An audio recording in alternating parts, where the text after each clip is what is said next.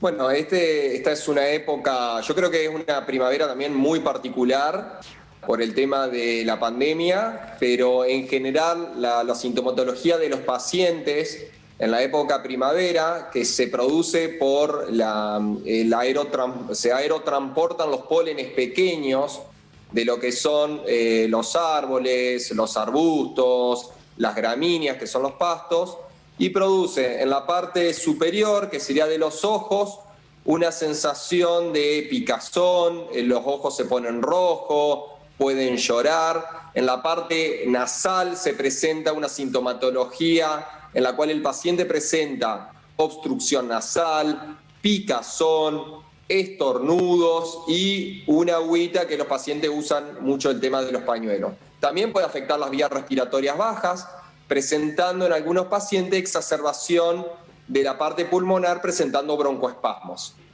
¿Y cómo hacemos para diferenciarlas del COVID? Porque mucha gente se preocupó cuando empezó a tener algunos de estos síntomas. Y el COVID en general suele presentar fiebre y también presenta otra sintomatología. No significa, generalmente las alergias no presentan fiebre, pero en algunos casos muy particulares, una alergia muy fuerte, está demostrado que puede presentar fiebre, pero no es lo común. La otra característica es que el virus presenta es más seco y el de la alergia tira agua.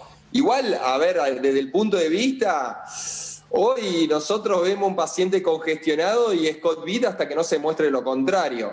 No, la verdad que como profesionales de la salud vemos un paciente congestionado, dolor de cabeza, que se le cierra un poco el pecho y es difícil. Pero en general la fiebre o síntomas gastrointestinales nos estaría orientando un poquito más a que sea una infección de COVID.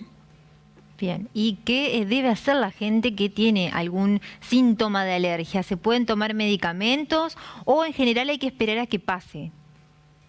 Y la idea es tratar de solucionarlo lo más rápido posible la sintomatología, porque si uno deja que eso evolucione, si uno deja 2 o 3 días que haya moco, eso se puede llegar a infectar. Cuando hay una infección, ya sea bacteriana o virus, independiente del virus que sea, puede llegar a elevarnos fiebre a los médicos y ahí sí ya nos complicaría que tenga placas o que haya una cuestión que sería más confusa. Por eso yo le digo hoy a los pacientes, independiente de que pueden consultar con su médico de cabecera, neumonólogo, otorrino, clínico, nosotros los alergistas, que ya tienen generalmente una medicación de base.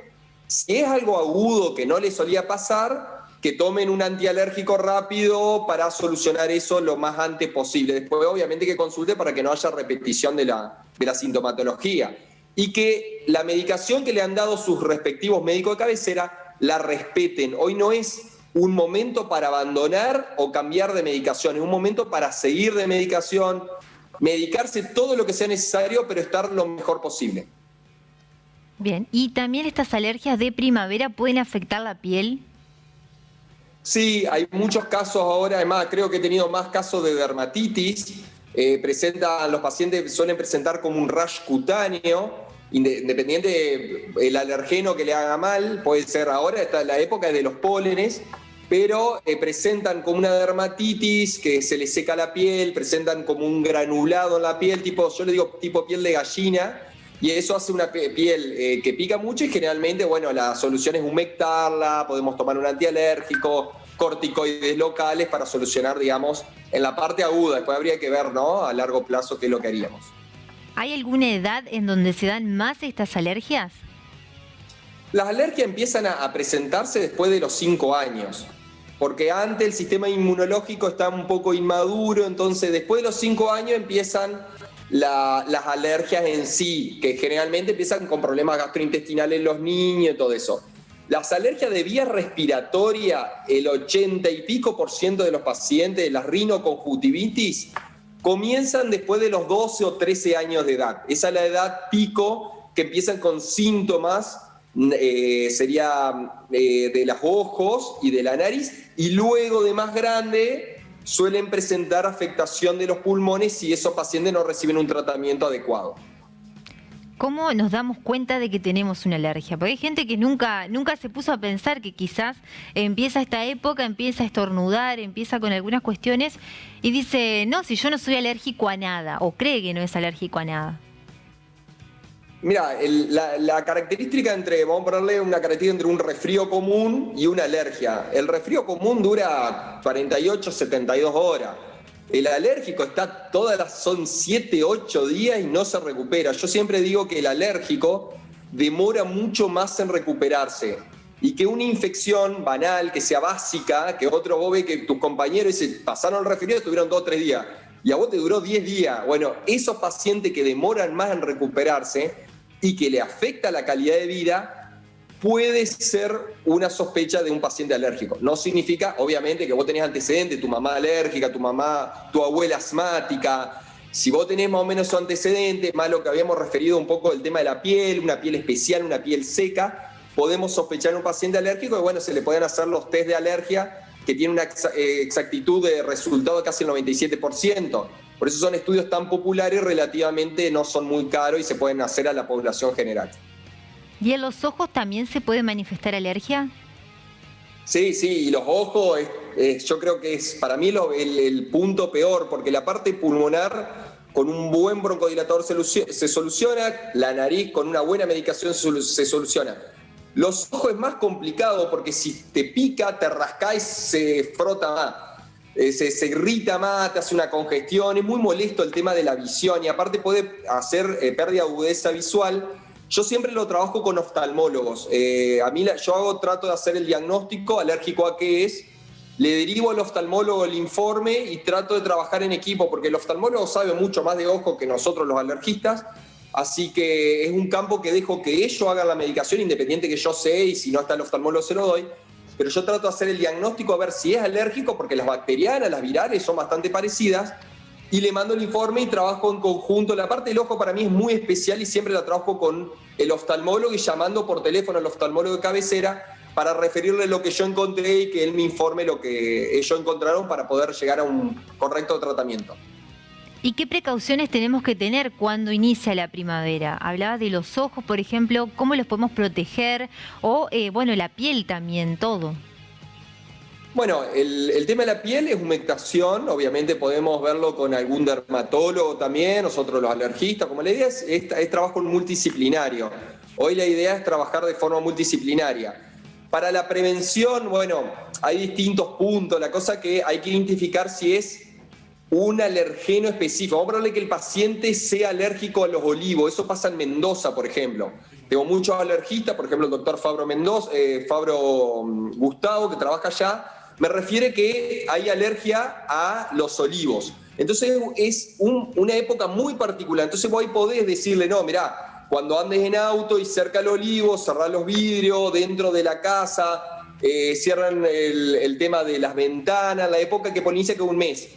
Acá por ahí, mientras más grande la ciudad, más poliniza porque hace un efecto invernadero los pólenes.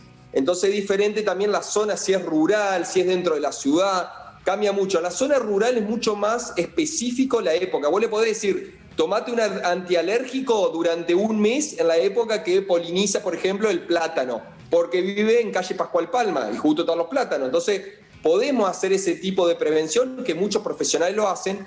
O podemos identificar el alergeno si vemos que se extiende por 3, 4, 5 meses, por ejemplo, las gramíneas, que son los pastos, y hacerle un tratamiento específico a eso. En general, los tratamientos se hacen a pólenes que polinizan durante 4 o 5 meses. Los que tienen un mes se le da una medicación, generalmente un antialérgico, un spray nasal, broncodilatadores, y con eso le podemos hacer un tratamiento correcto. ¿Y en nuestra zona, en Paraná, alrededores o en la provincia, existe algún tipo de planta, árbol que genere más alergia que otros? Sí, acá en Paraná, por estadística, diferente a Córdoba, por ejemplo, yo trabajé en Córdoba. Sí, mirá, en Córdoba, por ejemplo, un árbol que siempre da positivo es el tala. Nosotros acá el tala es muy raro. Nosotros acá tenemos la mora rubra, el árbol de la mora que da positivo, y el plátano. Esos serían los dos principales árboles. Con respecto, el más frecuente que te va a dar positivo en un test de alergia son el pasto. Y luego, en orden de frecuencia, vienen las malezas. Dentro de las malezas, el más positivo son 3, el Chenopodium, Ambrosia y Amaranthus. Esas son las 3 que nosotros testeamos como alergistas, porque son las 3, serían familias que nos dan positivo.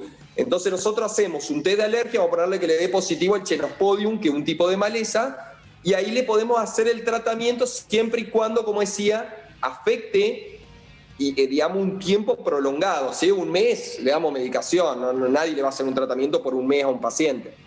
Perfecto, y a las flores también, lo mismo.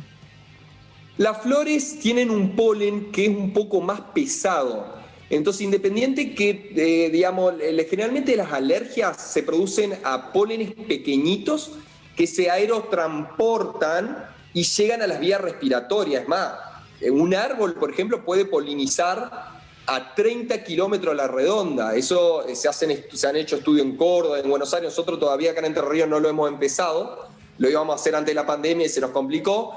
Pero se registra, por ejemplo, que un polen del trigo llega, o el campo lo tenemos lejos, llega hasta la ciudad porque se aerotransporta, son anemófilos, eso significa que tienen un macho y una hembra y tiene que el polen llegar a la hembra para poder fertilizar y hacer la reproducción. Y bueno, y generalmente cuando se habla de alergias se habla de esos pólenes que yo hablaba, árboles, se habla de las malezas, de la gramínea, las flores no son tan alergénicos porque el polen es grande, es más grande y no llega muy lejos.